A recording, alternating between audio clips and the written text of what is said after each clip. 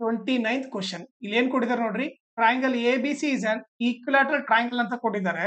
ಆಮೇಲೆ arcs are drawn in triangle A B C with A P and C have the centres of the circle of radius 3.5 centimetre as shown in the figure. Okay, so ಅವ್ರ radius ಕೊಟ್ಟಿದ್ದಾರೆ, ಎಷ್ಟು ಕೊಟ್ಟಿದ್ದಾರೆ, 3.5 centimetre ಅಂತ ಕೊಟ್ಟಿದ್ದಾರೆ. ಆಮೇಲೆ if the area of the triangle A B C is 49√3. Okay, so ಅವ್ರು ಏನ್ ಕೊಟ್ಟಿದ್ದಾರೆ, area of triangle A B C ಕೊಟ್ಟಿದ್ದಾರೆ, ಎಷ್ಟು, 49√3 ಸೆಂಟಿಮೀಟರ್ ಸ್ಕ್ವೇರ್ ಅಂತ ಕೊಟ್ಟಿದ್ದಾರೆ. ಓಕೆ, ಈಗ ಏನ್ ಫೈಂಡ್ ಮಾಡ್ಬೇಕಂತೆ, then find the perimeter of the shape P Q R S T U P. Okay, so ಈಗ ನೋಡ್ರಿ, ಪೆರಿಮೀಟರ್ ಅಂದ್ರೆ outside boundary, P Q R S P U P.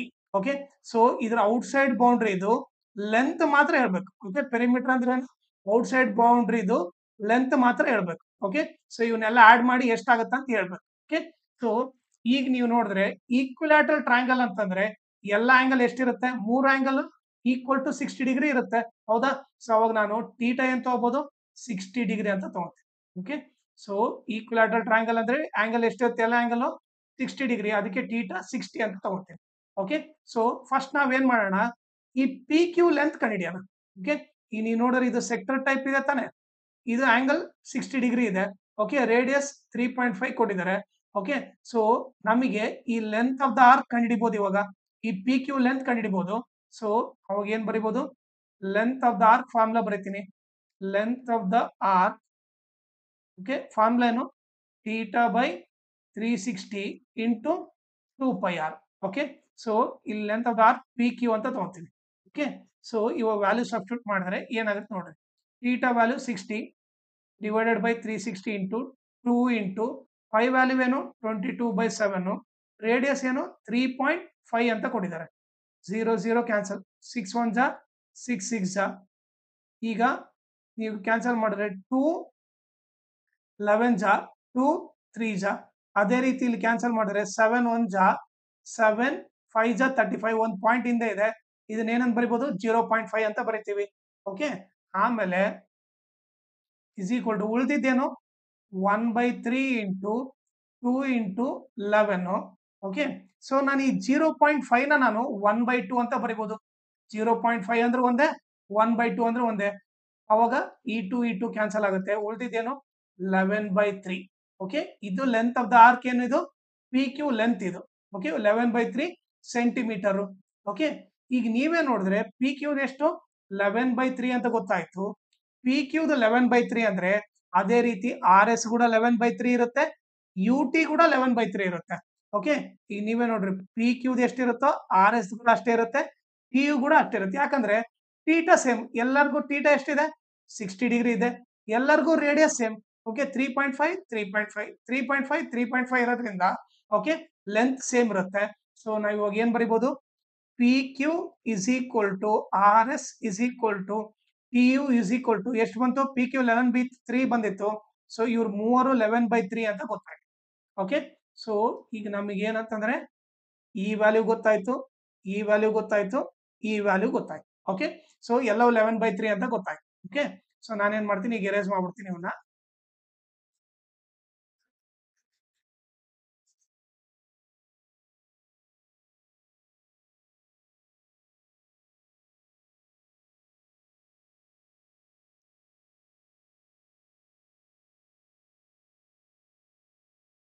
ಈಗ ನಿಮಗೆ ಥೀಟಾ ಅಂದ್ರೆ ಏನು 60 ಡಿಗ್ರಿ ಅಂತ ಗೊತ್ತು. ಓಕೆ, ಸೊ ಈಗ ಅವ್ರು ನೆಕ್ಸ್ಟ್ ಏನ್ ಕೊಟ್ಟಿದ್ದಾರೆ, area of triangle A B C 49√3 ಅಂತ ಕೊಟ್ಟಿದ್ದಾರೆ. ಸೊ ಇದು ಈಕ್ವಿಲಾಟರಲ್ ಟ್ರಯಾಂಗಲ್ ಆಗಿರೋದ್ರಿಂದ area of triangle A B C, okay, area of triangle formula ಏನಾಗುತ್ತೆ, √3/4 ಇಂಟು ಸೈಡ್ ಹೋಲ್ ಸ್ಕ್ವೇರ್. ಇದು ಬಂದ್ಬಿಟ್ಟು ಏರಿಯಾ ಆಫ್ ಈಕ್ವಿಲಾಟರಲ್ ಟ್ರಯಾಂಗಲ್ ಏನು, √3/4 ಇಂಟು ಸೈಡ್ ಹೋಲ್ ಸ್ಕ್ವೇರ್.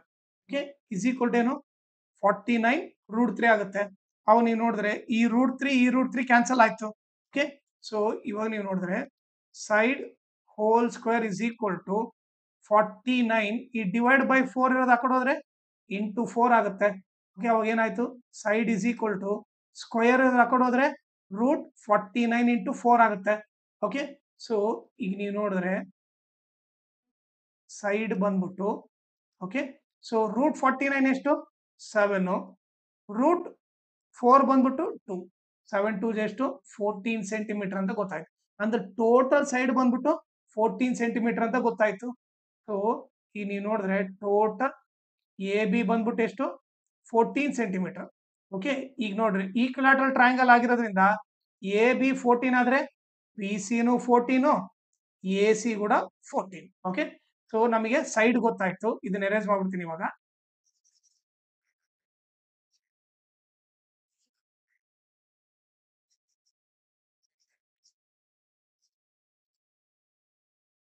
ಈಗ ನಮ್ಗೆ ಏನ್ ಗೊತ್ತು ಎ ಬಿ ಬಂದ್ಬಿಟ್ಟು ಎಷ್ಟು 14 ಸೆಂಟಿಮೀಟರ್ ಅಂತ ಗೊತ್ತಾಯ್ತು ಹೌದಾ. ಈಗ ನೀವು ನೋಡಿದ್ರೆ ಈ ಸೈಡ್ ಬಂದ್ಬಿಟ್ಟು ಎಷ್ಟು 14 ಸೆಂಟಿಮೀಟರ್. ಈಗ ಎ ಬಿ ನ ಏನಂತ ಬರಿಬಹುದು A P plus P U plus P U ಅಂತ ಬರಿಬಹುದು. ಓಕೆ. ಎ ಬಿ ನ ಏನ್ ಬರಿಬಹುದು ಎ ಪಿ ಪ್ಲಸ್ ಇದನ್ನ ನೀವು ಪಿ ಯು ಅನ್ನ ಬರೀರಿ ಯು ಪಿ ಅನ್ನ ಬರೀರಿ. Okay. U P plus U B is equal to ಏನು 14 ಅಂತ ಗೊತ್ತು. ಈಗ ನೀವೇ ನೋಡ್ರಿ ಇದು ಆಲ್ರೆಡಿ ಇದು ನಥಿಂಗ್ ಬಟ್ ರೇಡಿಯಸ್. ರೇಡಿಯಸ್ ಎಷ್ಟು 3.5. ಎ ಪಿ ಬಂದ್ಬಿಟ್ಟು ರೇಡಿಯಸ್ ಇದು 3.5. ಪಿ ಯು ಕೂಡ ರೇಡಿಯಸ್ ಇದು 3.5. ಸೊ ಈಗ ನಮ್ಗೇನು ಎ ಪಿ 3.5, ಯು ಪಿ ಗೊತ್ತಿಲ್ಲ, ಯು ಬಿ ಕೂಡ ಎಷ್ಟು 3.5. ಓಕೆ. ಈಗ ನೋಡ್ರಿ ಇದು 3.5, ಇದು 3.5 ಇಸ್ ಈಕ್ವಲ್ ಟು 14. ಈಗ ಹೇಳ್ರಿ 3.5 ಪ್ಲಸ್ 3.5 7 ಆಯ್ತು. 7 plus U P is equal to 14. U P is equal to 14 plus 7 ಹಾಕೊಡೋದ್ರೆ -7. U P is equal to 7 centimetre ಅಂತ ಗೊತ್ತಾಯ್ತು. ಯು ಪಿ ಎಷ್ಟು 7 ಸೆಂಟಿಮೀಟರ್ ಅಂತ ಗೊತ್ತಾಯ್ತು. ಓಕೆ. ನೀವೇ ನೋಡ್ರಿ ಈ ಯು ಪಿ 7 ಸೆಂಟಿಮೀಟರ್ ಆದ್ರೆ ಈ ಟಿ ಎಸ್ ಕೂಡ 7 ಸೆಂಟಿಮೀಟರ್, ಕ್ಯೂ ಆರ್ ಕೂಡ 7 ಸೆಂಟಿಮೀಟರ್. ಯಾಕಂದ್ರೆ ಇದು ಟೋಟಲ್ 14 ಆಗುತ್ತೆ. ಇದು 3.5, ಇದು 3.5, 7 ಆಯ್ತು. ಅವಾಗ ಇದು ಕೂಡ 7. ಅದೇ ರೀತಿ ಇದು 7 ಆಗುತ್ತೆ, ಇದು ಕೂಡ 7 ಆಗುತ್ತೆ. ಓಕೆ. ಸೊ ನಾವೇನ್ ಬರಿತೀವಿ ಈಗ ನಮ್ಗೆ ಏನ್ ಗೊತ್ತು ಯು ಪಿ ಬಂದ್ಬಿಟ್ಟು U P is equal to S T is equal to Q R. Okay. ಈಗ ನೋಡ್ರಿ U P Q R S T ಇವ್ರು ಮೂವರು ಎಷ್ಟಿರ್ತಾರೆ 7 ಸೆಂಟಿಮೀಟರ್ ಇರ್ತಾರೆ. ಓಕೆ. ಸೊ ಅದು ಗೊತ್ತಾಯ್ತು. ಈಗ ನಮಗೆ ನೋಡ್ರಿ ಇದು ಇಷ್ಟೇ ಎರೇಸ್ ಮಾಡ್ಬಿಡ್ತೀನಿ ನಾನು ಇವಾಗ.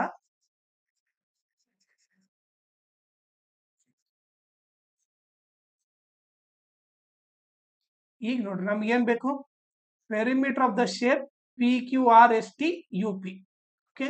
So perimeter of P Q R S T U P is equal to ಏನಾಗುತ್ತೆ ನೋಡ್ರಿ. ಪೆರಿಮೀಟರ್ ಅಂದ್ರೆ ಎಲ್ಲ ಆಡ್ ಮಾಡಬೇಕು. P Q. Okay. First P Q ಬರೀತೀನಿ. ಓಕೆ. ಅದಕ್ಕೆ ಏನ್ ಆಡ್ ಮಾಡಬೇಕು ಪಿ ಕ್ಯೂಗೆ ಕ್ಯೂ ಆರ್ ಆಡ್ ಮಾಡಬೇಕು.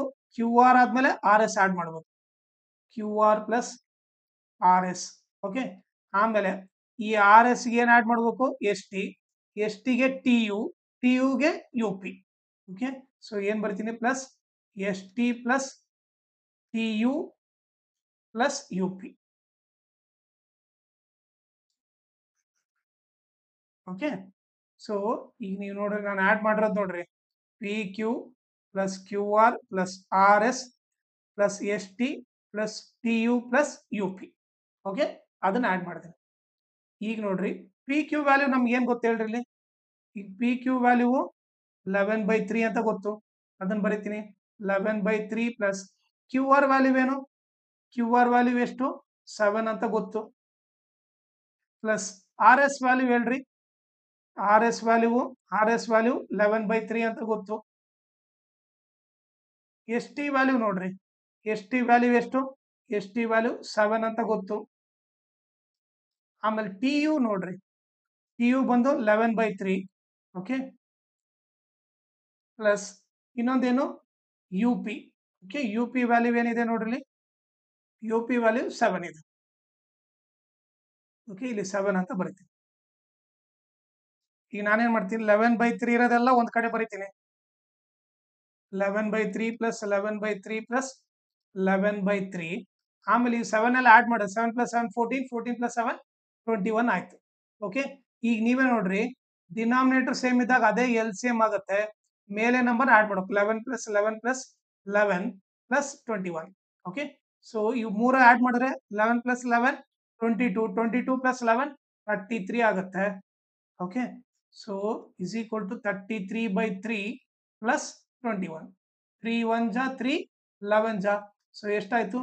1 + 1 2 ಆಯ್ತು, 32 ಆಯ್ತು. 32 ಸೆಂಟಿಮೀಟರ್. ಓಕೆ, ಪೆರಿಮೀಟರ್ ಕೇಳಿದ್ರೆ ಅವ್ರು ಸೆಂಟಿಮೀಟರ್ ಕೊಟ್ರೆ ನಾವು ಸೆಂಟಿಮೀಟರ್ ಅಲ್ಲೇ ಬರೀಬೇಕು. ಸೊ ಆನ್ಸರ್ ಬಂದ್ಬಿಟ್ಟು ಪೆರಿಮೀಟರ್ ಆಫ್ PQRST UP ಬಂದ್ಬಿಟ್ಟು ಎಷ್ಟು? 32 ಸೆಂಟಿಮೀಟರ್. ಓಕೆನಾ? ಆಮೇಲೆ ಇನ್ನೊಂದು ಇಂಪಾರ್ಟೆಂಟ್ ಥಿಂಗ್ ಏನಂದ್ರೆ, ನನ್ನ ಚಾನೆಲ್ನ ನೀವು ಸಬ್ಸ್ಕ್ರೈಬ್ ಮಾಡ್ರಿ, ಅದ್ರ ಜೊತೆಗೆ ಜಾಯ್ನ್ ಆಗ್ರಿ. ಜಾಯ್ನ್ ಆಗೋದ್ರಿಂದ ಅಡ್ವಾಂಟೇಜ್ ಏನಂದ್ರೆ, ನಿಮಗೆ ಎಕ್ಸಾಮ್ ಟೈಮಲ್ಲಿ ಯಾವ ಟೈಪ್ ಕ್ವಶನ್ಸ್ ಬರುತ್ತೆ, ಓಕೆ, ಇಂಪಾರ್ಟೆಂಟ್ ಕ್ವಶನ್ಸ್ ಯಾವ್ಯಾವು, ಅದನ್ನ ಯಾವ ತರ ಈಸಿಯಾಗಿ ಸಾಲ್ವ್ ಮಾಡ್ಬೇಕಂತ ಹೇಳ್ಕೊಡ್ತೀನಿ. ಓಕೆ, ಅದಕ್ಕೋಸ್ಕರ ನನ್ನ ಚಾನೆಲ್ನ ನೀವು ಜಾಯ್ನ್ ಆಗ್ರಿ. ಆಮೇಲೆ ನನ್ನ ಚಾನೆಲ್ನ ಮ್ಯಾಕ್ಸಿಮಮ್ ಶೇರ್ ಮಾಡ್ರಿ, ಸೊ ದಟ್ ಎಕ್ಸಾಮ್ ಟೈಮಲ್ಲಿ ಎಲ್ಲರಿಗೂ ಹೆಲ್ಪ್ ಆಗುತ್ತೆ. ಆಮೇಲೆ ಈ ವಿಡಿಯೋ ಡಿಸ್ಕ್ರಿಪ್ಷನ್ ಅಲ್ಲಿ ನನ್ನ Instagram channel link, Telegram channel link, ಆಮೇಲೆ ಮ್ಯಾಥ್ಸ್ 2025 ಸಪ್ಲಿಮೆಂಟರಿ ಕ್ವಶನ್ ಪೇಪರ್ದು ಎಲ್ಲಾ ಪ್ರಾಬ್ಲಮ್ ಸಾಲ್ವ್ ಮಾಡ್ಬಿಟ್ಟು ಆ ಪ್ಲೇ ಲಿಸ್ಟ್ ಲಿಂಕ್ ನ ಈ ವಿಡಿಯೋ ಡಿಸ್ಕ್ರಿಪ್ಷನ್ ಅಲ್ಲಿ ಹಾಕಿರ್ತೀನಿ. ಅದನ್ನ ನೀವು ರೆಫರ್ ಮಾಡ್ರಿ. ಆಮೇಲೆ ನಿಮ್ಗೆ ಏನಾದ್ರೂ ಡೌಟ್ ಇದ್ರೆ ಇಲ್ಲ ಏನಾದ್ರೂ ಅಪ್ಡೇಟ್ ಬೇಕಂದ್ರೆ ನಾನು ಇನ್ಸ್ಟಾಗ್ರಾಮ್ ಅಥವಾ ಟೆಲಿಗ್ರಾಮ್ ಚಾನಲ್ಗೆ ಮೆಸೇಜ್ ಮಾಡ್ರಿ.